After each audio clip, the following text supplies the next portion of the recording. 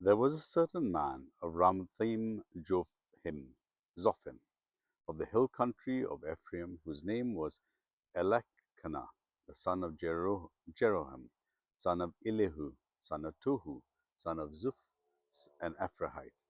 He had two wives. The name of one was Hannah, and the name of the other Peninnah, Peninnah,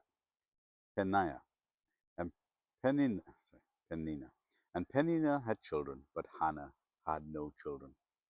Now this man used to go up year after year from his city of worship and to sacrifice to the Lord of hosts at Shiloh, where the two sons of Eli, Hophni and Phinehas, were priests of the Lord.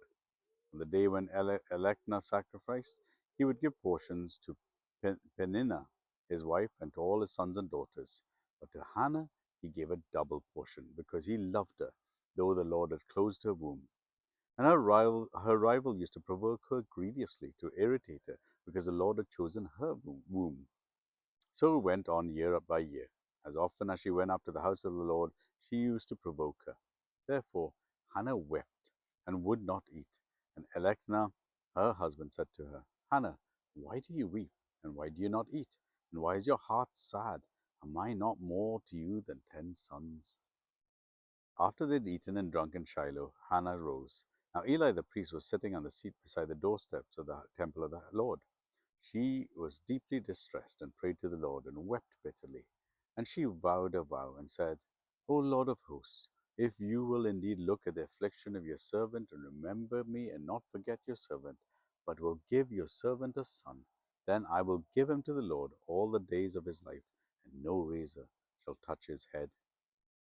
As she continued praying before the Lord, Eli observed her mouth.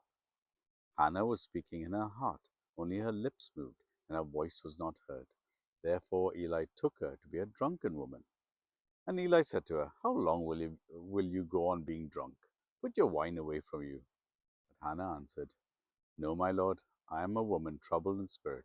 I have drunk neither wine nor strong drink, but I have been pouring out my soul before the Lord. Do not regard your servant as a worthless woman, for all along I have been speaking out of my great anxiety and vexation. Then Eli answered, Go in peace, and the Lord and the God of Israel grant your petition that you have made to him. And she said, Let your servant find favor in your eyes. Then the woman went her way and ate, and her face was no longer sad. They rose early in the morning and worshipped before the Lord. Then they went back to their house at Ramah. And Elkanah knew Hannah his wife, and the Lord remembered her. In due time Hannah conceived and bore a son, and she called him Samuel, for she said, I have asked for him from the Lord. The name Elkanah and all his house went up to offer to the Lord the yearly sacrifice and to pay his vow. But Hannah did not go up, for she said to her husband, As soon as the child is weaned, I will bring him, so that he may appear in the presence of the Lord and dwell there forever. Elkanah, her husband, said to her, Do what seems best to you. Wait until you have weaned him, only may the Lord establish his word. So the woman remained and nursed her son until she weaned him.